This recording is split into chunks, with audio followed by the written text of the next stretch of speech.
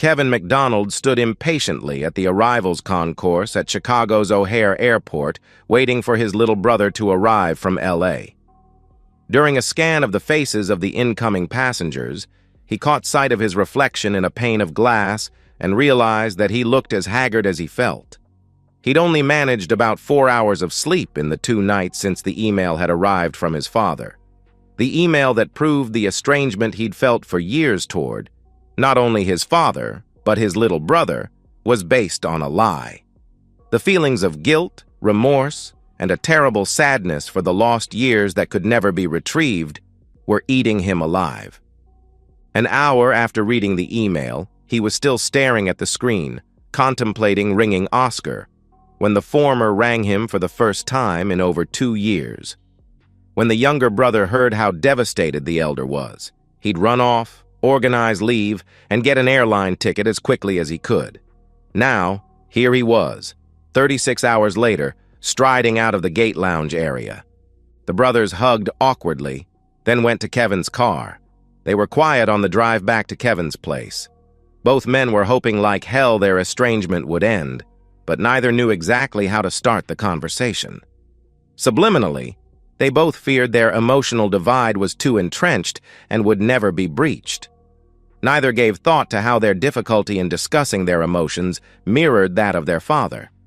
It wasn't until Oscar was settled in the spare bedroom that they quit stalling and got down to business. "What happened with Mom in L.A., Oscar?" "Well, her visit was going normally until she got this phone call from some woman called Avril." "Wow. Avril. There's a name from the past." "The past?" "Yeah. Don't you remember her?" "No." "Who is she?" "Are you sure you don't remember? Small, Eurasian woman?" At Oscar's shake of the head, Kevin continued, filling in the information. "Up until you were about 8 or 9, I suppose. We used to occasionally go and see a guy called Felipe, Mom's boyfriend. And sometimes there was a woman there called Avril. Sometimes she would look after us while Mom went into a bedroom with Felipe."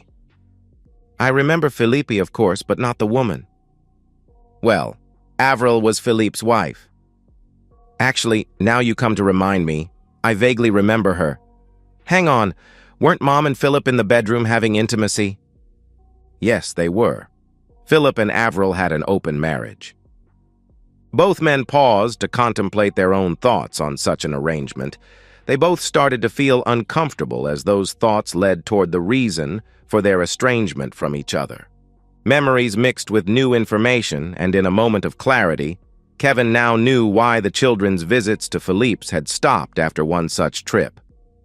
Oscar had asked some innocent but difficult questions as they drove home. Their mother had given some vague replies and then stressed the importance of not mentioning the visit to their father. Her words echoed in his head. "Your father is a proud man.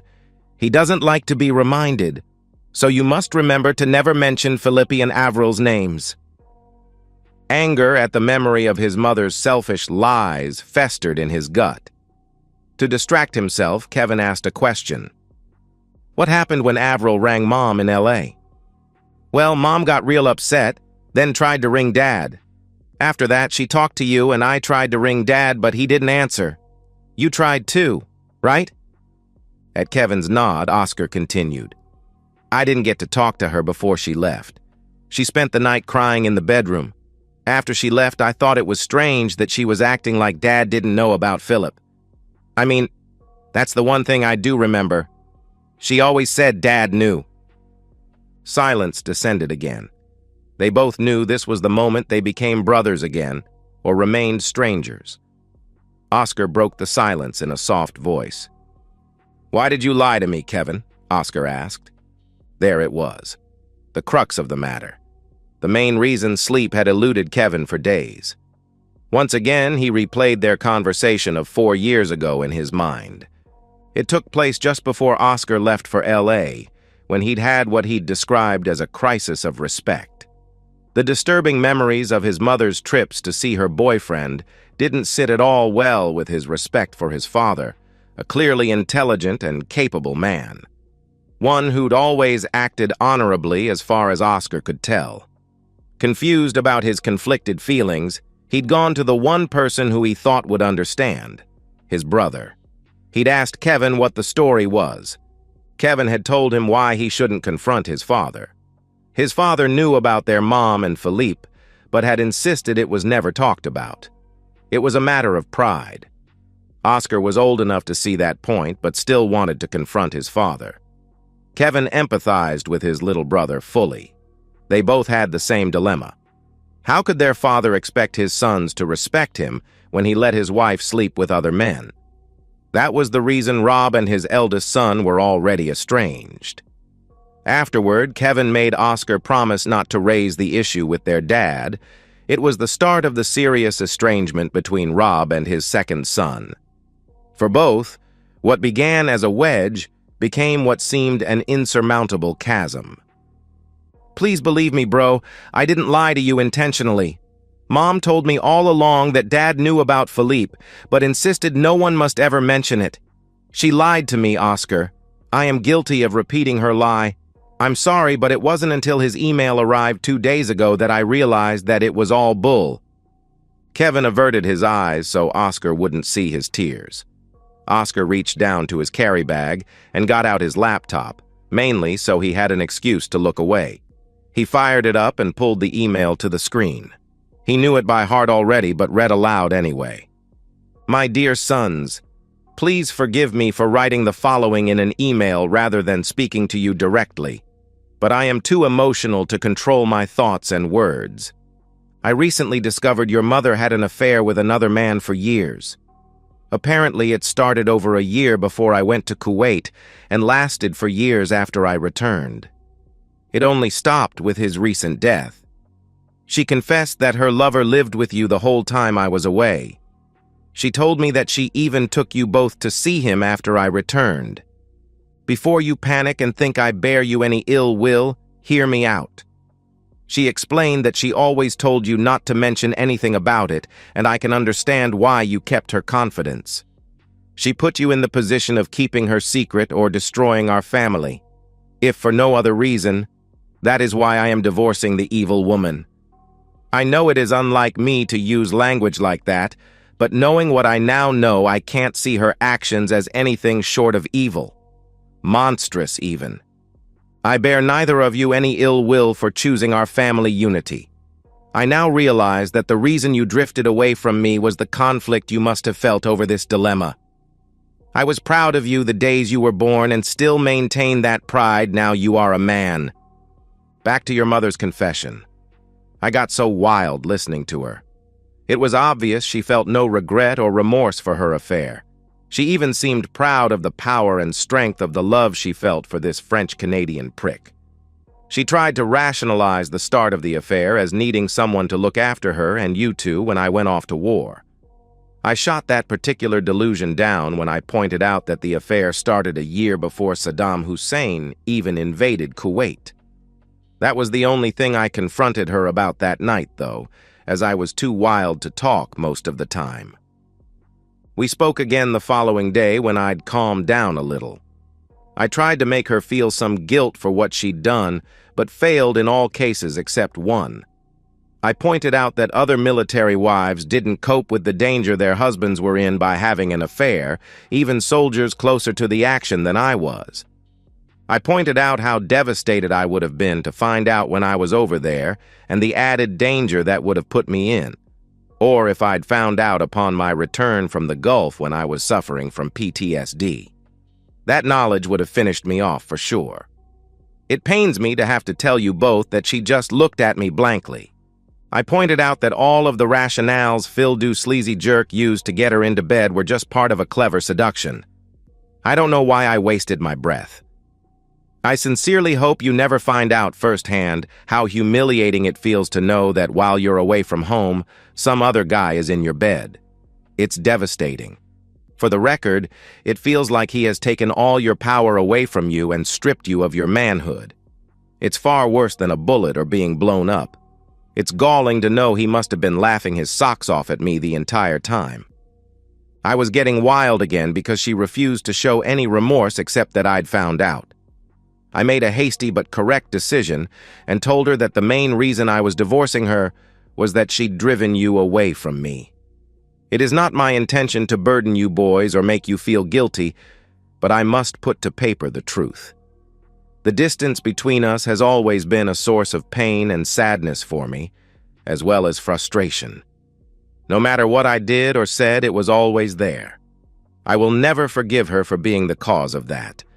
When I told her that, I could see she'd never seen it in that light, and I thought I'd finally gotten through to her. She rallied, though.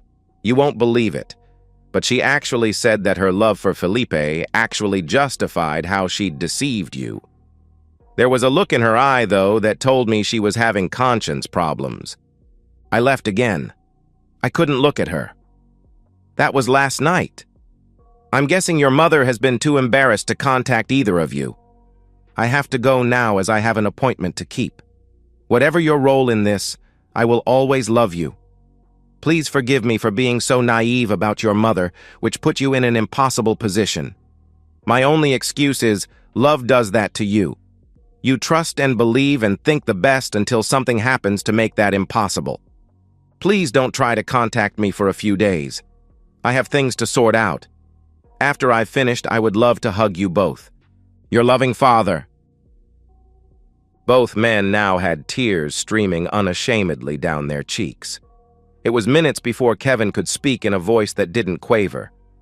We have to tell him as soon as possible. After all these years, he deserves the truth. He has to know that the reason we pulled away from him wasn't because we were keeping a secret, but that we couldn't handle him allowing Mom to have a lover. We have to tell him it was because she lied to us. I agree. There's something else we can do as well. What's that? Kevin asked. Well, the poor guy's confidence must be shot to hell. Finding out your wife with another guy for years must have hit him where it hurts most. I had a girlfriend cheat on me last year, and it was really bad. But, Kevin started to mutter. What? Oscar asked. But Mom said you were gay. What the hell? Oscar shouted. Yeah, she said you had a live-in boyfriend called Mark. The stupid woman. Does she think I'm gay because of Mark? Because I have a male housemate? Christ, it's L.A. Doesn't she know how high the rents are? And so what if I have some gay friends? That doesn't make me gay. It makes me non-judgmental or inclusive or whatever the hell they call it when you don't give a thing about someone's sexuality. This is all because I never introduced any of my girlfriends to her whenever she visited. A stunned silence descended. Finally, Kevin found his voice again. It didn't sound like you when Mom told me. You were always after some girl in high school, but Mom sounded so certain. And you know, there's nothing wrong with being gay. At Oscar's opening his mouth to possibly rant some more, Kevin quickly continued. Now, what can we do about Dad's confidence? I was thinking. Dad has no confidence because Philippe stole it. He used the term stripped of his manhood. We just have to figure out a way of destroying Philippe. It will be our gift to Dad. Our apology, if you like, for how we treated him. But Philippe is dead. Not a problem. We just have to destroy his ghost. How the hell do you destroy a ghost? That, brother, is what we have to figure out. They withdrew into their own heads again. Kevin finally broke the silence. There's something else we have to decide as well. What's that? We have to decide if we forgive Mom. Are you serious? The woman lied to us, disrespected Dad, and drove a wedge between us and him, as well as you and me. Now she's going around telling people I'm gay. I can't speak for you, but I'm not feeling all that forgiving right now. Some people might say that love forgives all sins. She told me all along that she loved both Dad and Philippi. Forget that, bro. There's a name for married women who sleep with other men. That word is always the S word. Knowing their brotherly love was secure, Oscar and Kevin composed a joint email to their father setting the record straight and begging his forgiveness, even though it had already been given.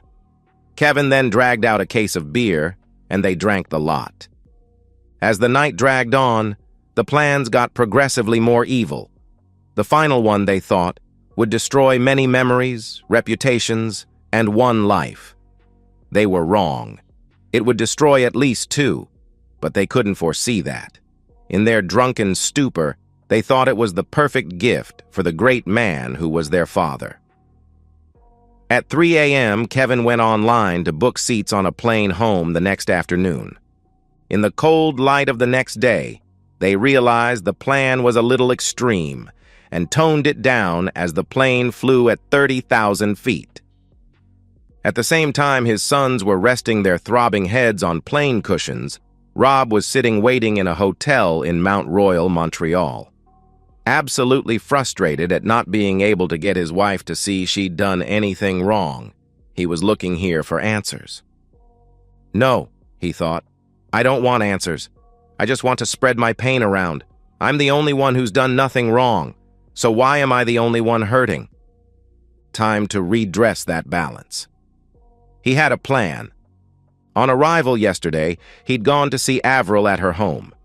During a very uncomfortable conversation, he'd gathered that although she regretted that her friend Karen had seen fit to hide her affair with Philip from him, she saw nothing she'd personally done as being wrong.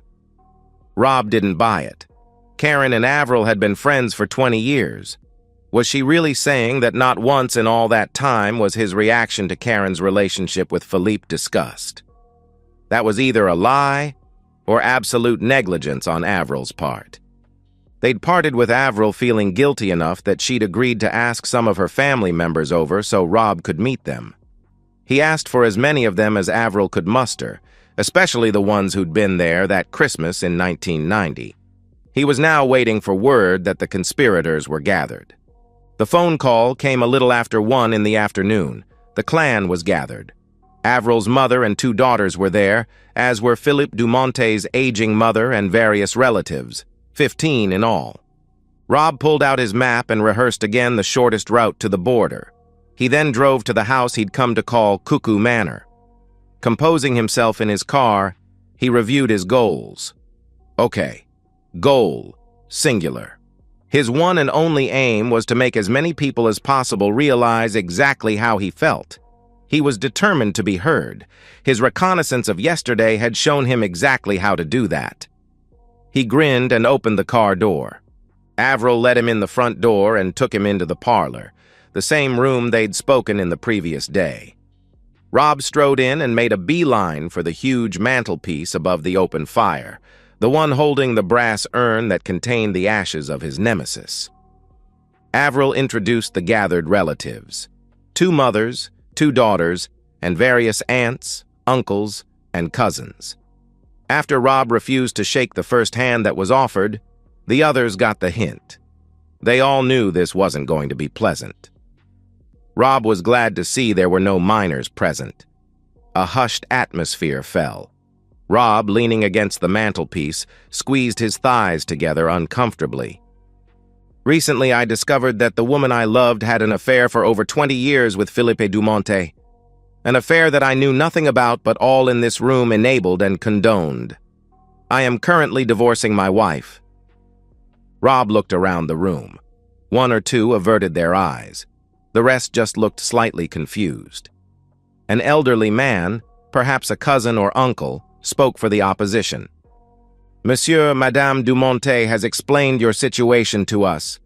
You must understand that to us of French descent, a woman taking a lover is quite normal. While it is regrettable that she left you uninformed, we fail to see what it has to do with us. Rob fought to keep the rage from his voice. He substantially failed. In what culture in the world is it acceptable for anyone to help a woman destroy her husband? That is what my wife did. And you, yes, each and every one of you, abetted her. Rob looked for but failed to see any remorse on any of the faces in the room, except Avril's. She remembered the look on Rob's face when she'd first let the cat out of the bag. Time to inflict the pain. My only regret is that Mr. Philippe Dumonte is not still alive, because now I will never get to tell him to his face what a low-life piece of pond jerk he was. Bedlam erupted. 15 people started talking at once. Rob let it all roll over him. It finally settled down, and the same spokesman addressed Rob. My cousin Philippe was a great man. a fine artist and restorer. We honor his memory." Rob knew that it was time to end this charade. This is what I think of the great Philippe Dumonte.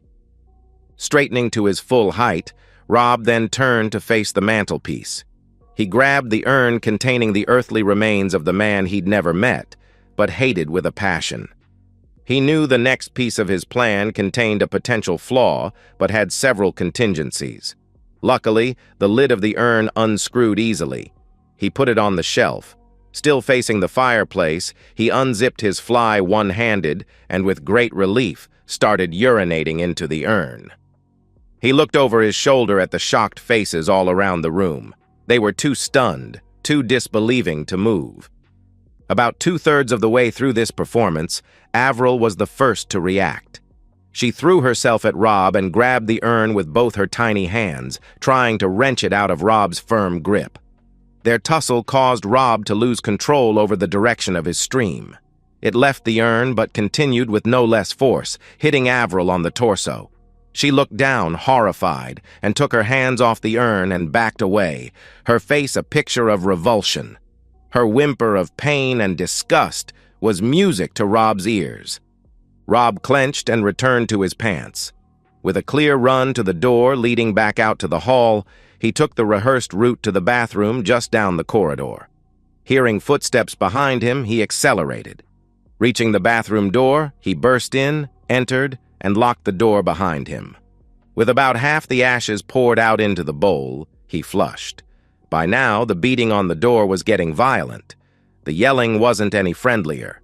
With one arm bracing the door, he waited for the tank to refill while pouring the rest of the ashes into the bowl.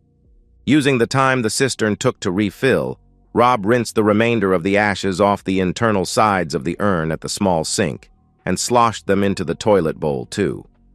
It was awkward trying to defend his position and complete his task, but his determination gave him the dexterity he needed. As soon as he heard the cistern refilling noise slow, he flushed again. After dumping the now empty urn in the bowl, he moved his bracing arm and stood back. He smiled in grim satisfaction. Part 1 of his plan was achieved. Now for Part 2, his escape. Within seconds, the door burst open. Rob put his shoulder down and barged through the 5 or so men in his path. Amazingly, they didn't block his path as he returned to the parlor. Perhaps they were too much in shock. Everyone had heard the toilet flushing and knew exactly what had happened. Avril was sobbing uncontrollably on a chair. Philippe Dumonte is where he deserves to be. Rob paused for effect. With the other turds, stopping only long enough to glare at each of the remaining occupants of the room, Rob spat on the portrait of Philippe Dumonte. His goal was achieved, and the grinning husband of Karen MacDonald left. He had no idea whether you could be charged with assault on a dead man, but he didn't want to find out. He drove across the border an hour and 15 minutes later. By the time Rob's 2 sons arrived in their hometown, it was too late to visit their old house. Both were secretly dreading it. They checked into a motel, rang some old school friends, and went out on the town. Watching his little brother's attempts to get laid, Kevin wondered how his mother could ever have suspected he was gay. Consequently, they were hung over again the next day. It was just after lunch when they felt well enough to drive their hire car to their old home.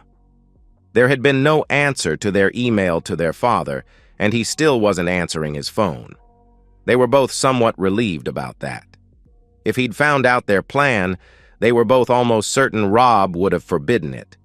That would have put them in the difficult position of abandoning something they felt they really needed to do or defying him. Neither would do that. Not now. There was a strange car in the driveway. They walked in the unlocked front door. Karen was surprised and delighted to see her sons. She was totally oblivious that their return greetings were stilted. She hustled them into the lounge and introduced them to a man sitting on the couch with a notebook.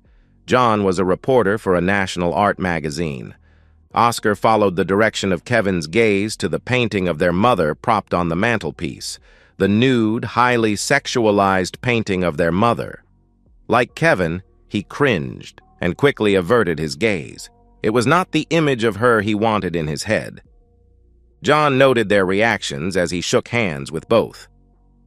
"Your mother was just telling me about this magnificent painting and her affair with Philippe Dumonte. I'm writing an article on the painting and how it's going to be the centerpiece of the upcoming Dumonte exhibition." As one, Kevin and Oscar turned to stare at their mother in shock. She returned their gaze unflinchingly. "What's wrong? Now that your father knows, I can finally tell the truth openly. I loved Philip, and now I can honor that love and the painting that celebrates it." She stopped confused when she finally registered the animosity in the stunned looks on both their faces. "Look, I'm very sorry your father found out about my affair with Philip, but it wasn't my fault.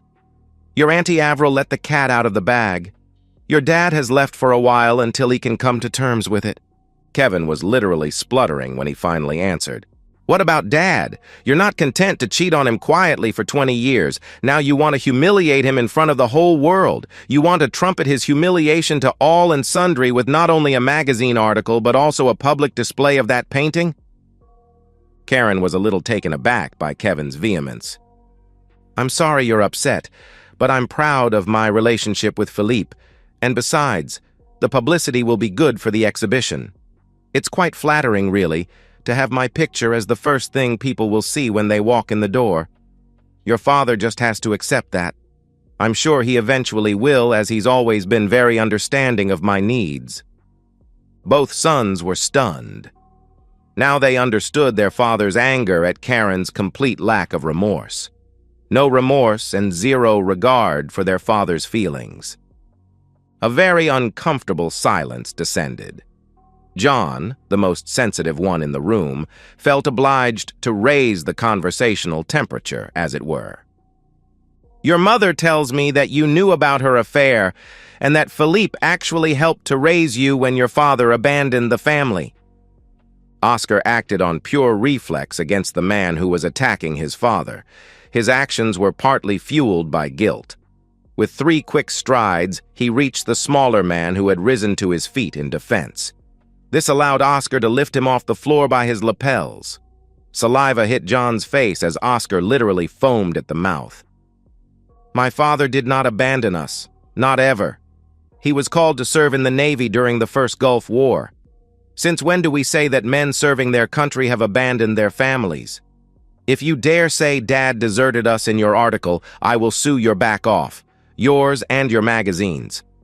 While my father was over there being shot at, that paragon of motherhood and wifehood over there saw fit to shack up with the slimeball you're writing an article about, a man that wasn't worthy of licking my father's boots." Oscar kept eye contact with John throughout this tirade, so he didn't see the expression on his mother's face. Kevin did. Karen went as white as a sheet. "Did she also tell you she was messing with him for a year before my father was called away and for years after he came back? Did she tell you that she used to take us to see him and leave us outside while she went into the bedroom with Philippe Dumonte?" John shook his head. Not content with John's response, Oscar spat out, "So if you want to talk about abandonment, talk about that one." His rage subsiding, Oscar released him. John fell back onto the couch. "Did she also tell you that she ordered us not to say anything to Dad? That it would break up the family if we did? That she lied to us when she told us that Dad knew about her affair but didn't want anyone to publicly acknowledge it? That the conflict that caused in us drove a wedge between both of us and Dad? That it caused me to lose respect for my father and spurred me to leave home as soon as I could and hardly talk to him for the last 4 years? Did she?" John's gaze left Oscar's angry face and shifted to his brother's. Kevin nodded his agreement with his brother. John's expression automatically took on a look of disgust as he turned his gaze to Karen. She saw the look and years of self-deception began to crumble. Until 4 months ago, she had it all. A husband who worshipped her, sons who loved her, and an exotic, sophisticated French lover. A lover that was justified as long as Rob never found out. Sure, she'd had to do some iffy things to keep the secret, but never anything unjustifiable. Before the boys came home, she'd seen in the reporter's eyes that he understood that the pure and unsullied love she had for Philippe justified the deception. Now, her lover was dead, and she knew she faced many months of recrimination from her husband and sons until things returned to normal. Far worse than that, though, were her inner demons. She'd survived Rob telling her that the affair was wrong. By their actions, her sons had just told her the same thing. That, too, was damaging, but survivable. They were just children, really. Naive and untested by life, unversed in the ways of the world. No. The look of condemnation on a neutral party's face, a face that until 5 minutes ago showed nothing but approval for her actions of 20 years, finally got through her defenses. He was a man long au fait with the art world, and he, too, disapproved of her actions. She'd been wrong. She knew that, because that look on John's face opened a floodgate, releasing years of suppressed guilt. With so much hate and condemnation surrounding her from 3 sources that should never have been threats, Karen's mind retreated to the one beautiful thing remaining in her life. Her memories of Philippe Dumonte. Inwardly, she remembered. Outwardly, she smiled. The smile was misinterpreted by all 3 witnesses present and unleashed hell.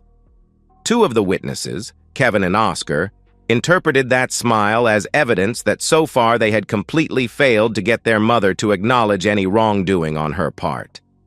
That made them wild. John, the 3rd witness, thought the smile was triggered by the pride this woman felt at her successful covering tactics over the years. That was just wrong, in his opinion. The silence was very uncomfortable. The smile on Karen's face faded as her mind returned to reality. She knew she had much damage control to do. With a glance at the painting for courage, she composed her thoughts and prepared to speak. The ultra-sensitive John was trying to change the subject and beat her to it.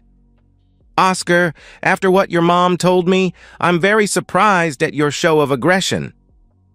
"Why? What did she tell you?" Oscar asked. "She said you were gay." Oscar reeled backward. Was there no limit to his mother's crimes? Typical of many young men who weren't ultra-masculine, Oscar had always subconsciously worried that some may consider he was gay. It was one thing for his mother to think it, but to tell total strangers without having spoken to him first was beyond loathsome. Why hadn't she asked him about it? Her belief, her arrogance, that she knew best for everyone infuriated him. At that point, the instinct to hurt morphed into the desire to kill. The agreed Plan B, a limited assault on their mother, was discarded in favor of the drunken 2 a.m. Plan A. Kevin watched the interplay of emotions on his brother's face. With a sibling's psychic connection, he knew what was coming. With a dispassion that his brother lacked, he shouted, "Bro, Plan B! Plan B!" That shouted plea fell on deaf, enraged ears. Oscar turned from the reporter, took 4 paces, and glared down at his mother. He fought to keep his voice under 120 decibels. He succeeded, but couldn't keep the venom from his tone. "Why don't you tell him, Mother? Tell him that Philippe Dumonte never loved you, that he used you to get to us, that when he lived with us, when our father, our protector, was away, after he'd had his way with you in Dad's bed. He used to visit us in ours.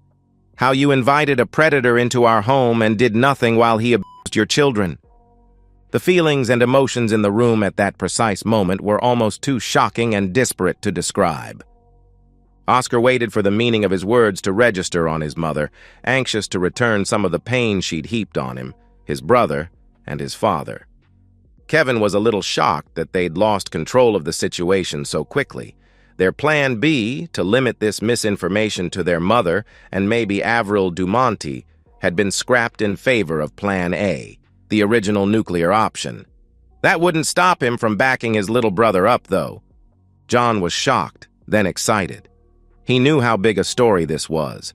It was 17 seconds before the word Pulitzer optimistically entered his consciousness. Karen, already reeling from self-doubt and guilt, couldn't comprehend what Oscar had said. The disparity between the image of Philippe she held dear and the creature her son was describing was just too big. Her conscious mind was battling to stop her subconscious mind from running away. The latter was in full denial. The former wanted to hug and protect her children. She tore her gaze away from Oscar and looked at Kevin, who nodded confirmation. With the natural objectivity common to journalists, John was the first to openly react to this bombshell. He turned to Karen. "Please tell me you didn't know that was going on. Your infatuation with Felipe couldn't have led you to condone this, surely." Inside Karen's head, the battle raged. Love, beautiful memories, remembered pleasures, drew the wagons in a circle to face the onslaught of doubt and the implications of this horrible revelation. It may have been an even contest, except there was a fifth column, an enemy in the camp. While her new knowledge was hammering at the gates, her own buried guilt was lifting the latch from the inside. 100 arguments were battling to be heard. One of them was, it was all a lie. Rob was right. She was lied to by an expert and completely used. The outward manifestation of all this conflict was her slumping back in the chair, eyes open and staring straight ahead, mouth mumbling incoherent words. John beat a hasty retreat. He had a story to file. He would return later for details, perhaps when the atmosphere wasn't so poisonous. The two junior McDonalds quietly conferred and waited to talk to their mother when she snapped out of it. They decided to play it by ear.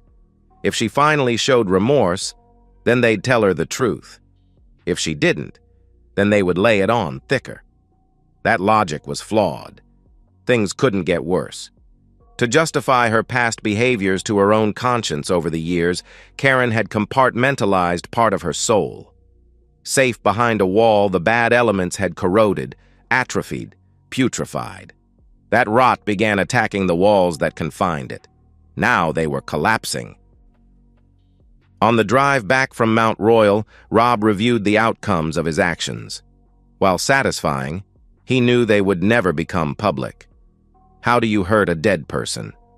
Outing Philippe as a wife stealer would make page 37 of any newspaper right after the Lemmings for Sale section.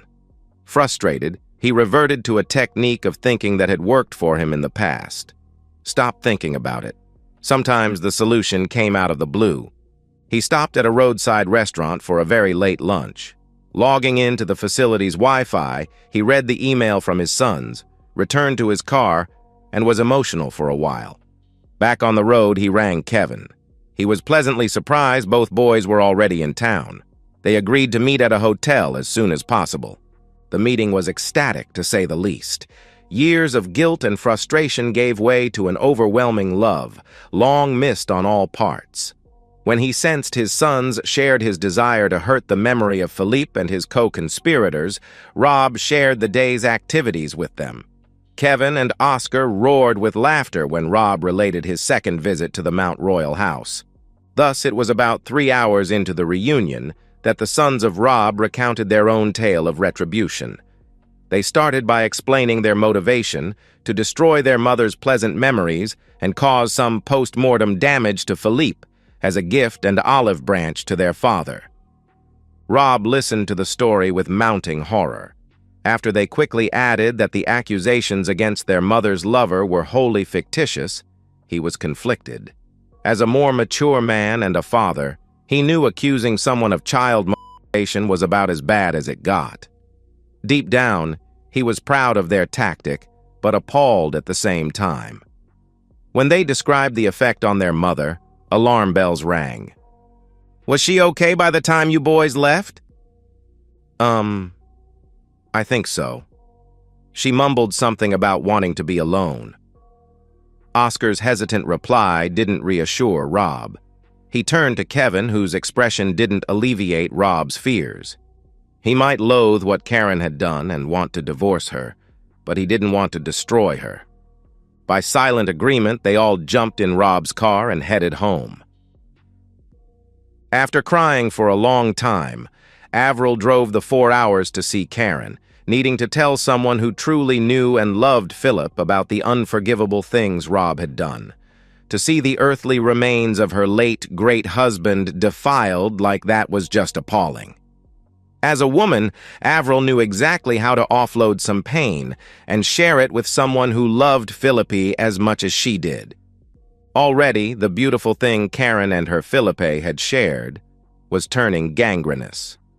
Away from Philippe's hypnotic influence, her own airbrushed memories were beginning to show cracks, reality intruding. And reality drew with a much harsher brush, uglier strokes. She remembered back to when she'd first found out about her husband's various affairs. How angry they'd made her feel. No, not angry. Helpless, rejected, and inadequate. She was a nothing, a nobody, married to a famous man. If she'd objected to his activities, she risked losing him. It was beginning to dawn on her that she'd always found it humiliating, but had suppressed those feelings for her own psychological survival. How else could she maintain her love? To placate her own outrage after discovering Philippe's first affair, she'd insisted they open their marriage. But the one time she'd suggested enforcing her right to take a lover, Philippe had reacted negatively. He didn't touch her in months following her fling. Punishment by silent rejection. She'd learned her lesson well, and in subsequent years, satisfied herself with sharing her husband's lovers. When no one answered her knocking, she turned the knob of the unlocked door and walked in. She found Karen in a chair, staring at the painting on the shelf. She didn't look well. Avril's own problems were set aside for the moment. She kneeled before her friend.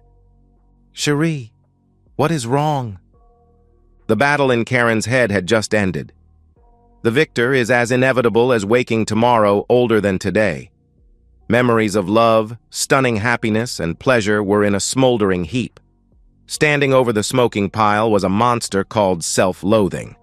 The beast had coalesced around a core of 20 years of suppressed guilt. Wrapped around that were memories of anger from Rob, Kevin, and Oscar. The coating that was a veneer she didn't recognize, but was the mutated remnant of memories. Every good element turned to bad. The outer coating needed no professional eye to identify.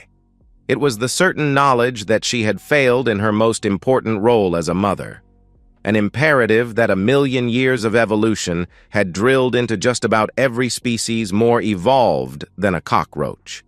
The duty to protect her young. That was bad enough. The fact that she'd introduced the danger to the nest in the first place was inches away from destroying her. This was the Hulk that greeted Avril. The last remnant of the conscious mind of Karen MacDonald, unable to accept the blame for their lay destruction, lashed out. Never once looking away from the painting, she spoke in a dull voice. "I invited Philippe Dumonte into my house and he misbehaved with my children. I allowed it. You allowed it." Avril rocked back on her knees as if struck. Karen's words were delivered with such stark certainty that they bypassed all logical denial. She found herself in the same place Karen had been before, alternatively looking at opposite ends of a vast field, with memory at one fence and new fact at the other. "But Cherie, that can't be true. My Philippe would never—" "He did. My sons were just here. They told me and they told that reporter you sent. I'm a bad mother and soon the whole world will know it. You allowed it." "But Karen, that can't be true." "He abused my children and you allowed it." Before Avril could react, Karen swarmed out of the chair, knocking the tiny woman over. The enraged monster strode to the mantelpiece and grabbed the painting. With uncharacteristic strength, Karen firmly grabbed the frame on each side and brought it to her rising right knee. The wooden frame broke into several pieces, which became about 5 pieces, as the enraged woman continued to smash it against the hardwood mantelpiece above the fire. Finally, the canvas was released from most of the frame, apart from one side still attached by half a dozen staples. Karen bundled this up, opened the door of the fire, and used the poker to stuff it all in. The hungry flames quickly consumed the oil-rich paint. With murder in her eyes, Karen rose, turning to face Avril, with the iron poker in hand. Avril saw the look in Karen's eyes and knew she was in grave danger. She sprang to her feet and fled toward the door. The glancing blow of the poker hitting the side of her head would have done more than make her stumble if it had hit full on. With a ringing in her ears, she raced to her car and escaped. 15 minutes later, Rob and his offspring ran in the open front door. They surveyed the damage in the parlor, but a hunt of the house revealed no Karen or her car when they belatedly looked. An hour later, they were still talking about what to do when the police called. Karen had been arrested for criminal damage. Rushing to the police station, Rob was filled in by the duty sergeant. His wife had been arrested in the South Mall where she'd successfully smashed half a dozen paintings famously restored by the legendary Philippe Dumonte. Rob recognized the paintings. They were the ones Philippe had been restoring when he first met Karen.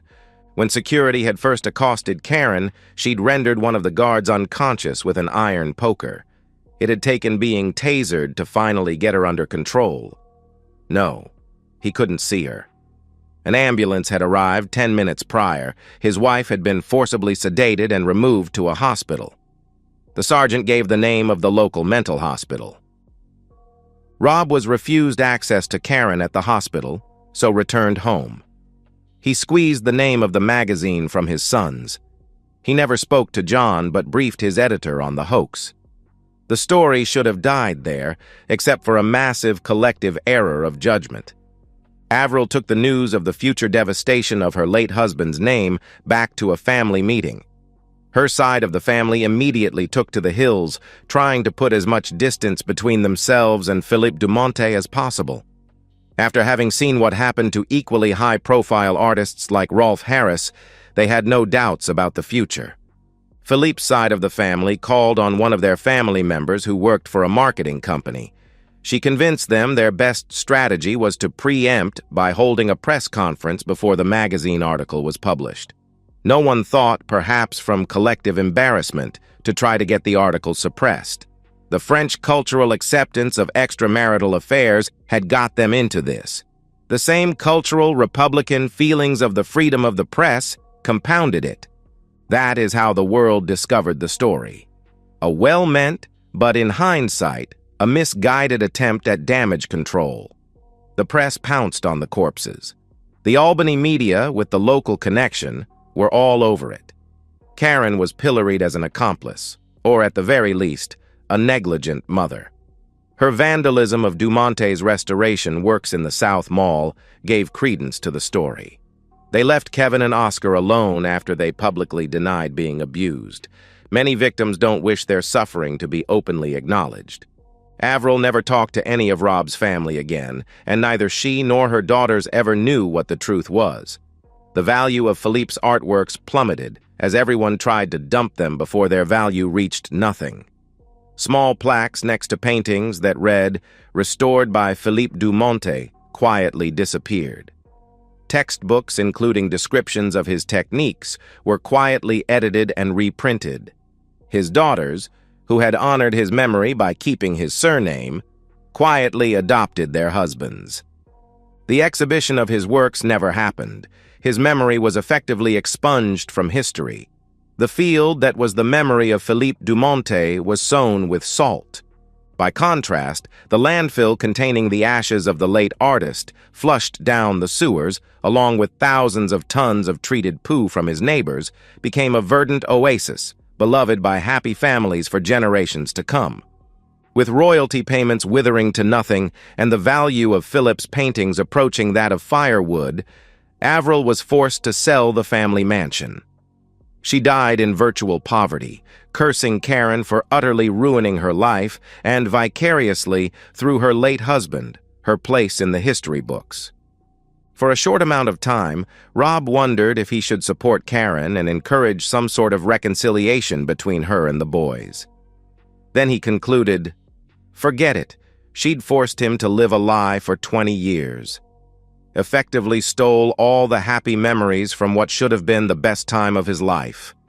For that, he felt he owed her nothing at all. The boys were big enough and ugly enough to make up their own minds, and he would support whatever they chose. What he owed was all to himself. He owed himself a catch-up on the time lost by the estrangement with his sons. He owed himself the chance to end his days with someone who actually did love him as much as he loved her. But first things first. Rob, Kevin, and Oscar packed their old camping gear, fishing rods, and what amounted to about half a barrel of bourbon.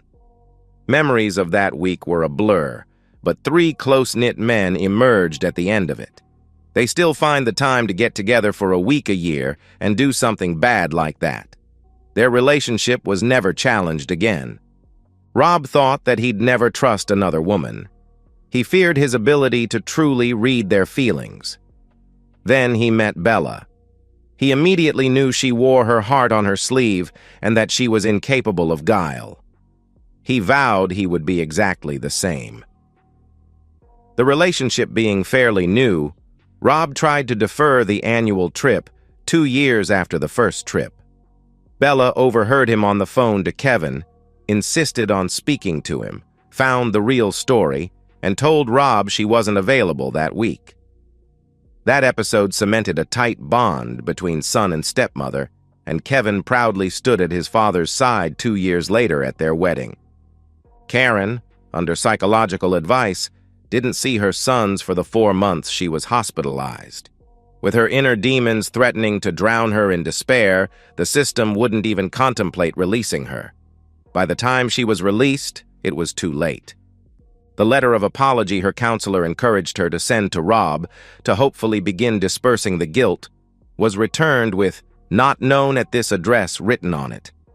Rob had moved out of the house and out of her life. When she finally had the courage to contact Oscar, he told her in no uncertain terms that with the amount of damage she'd inflicted on both he and his father, she had to be kidding to think that they could be mother and son again. He never relented, and at the time of her death, Karen had only ever seen photos of his 3 daughters and 1 son. Kevin did try to have a relationship with his mother, but it was strained.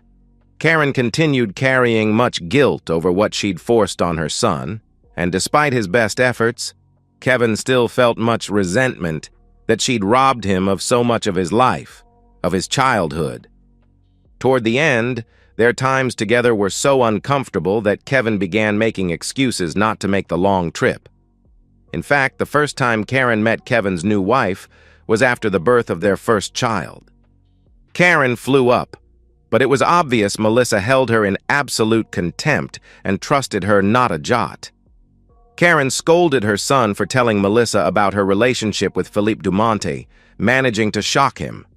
The idea of concealing anything from his wife was an alien concept to him.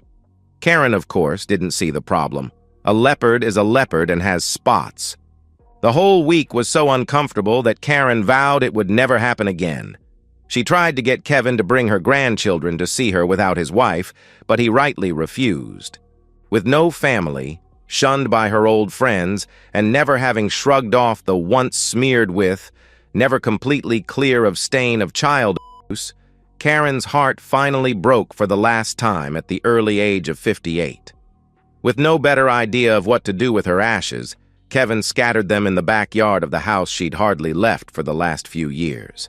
His father attended the funeral, but only to support his son. That night, the neighbor's tomcat sniffed the unusual-smelling ground, and once he was bored, dug a shallow hole in the soft spot and crapped in it. Then he deigned to respond to his mistress's shouts to come home for dinner. God, he hated the name she'd given him. Who the hell would call a cat Philippe? And so, we've reached the end of today's story. Was it what you expected, or did it take a twist you didn't see coming?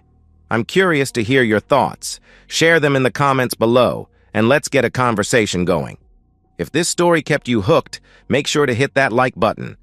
And if you're new here or just haven't subscribed yet, now's the perfect time to join our community.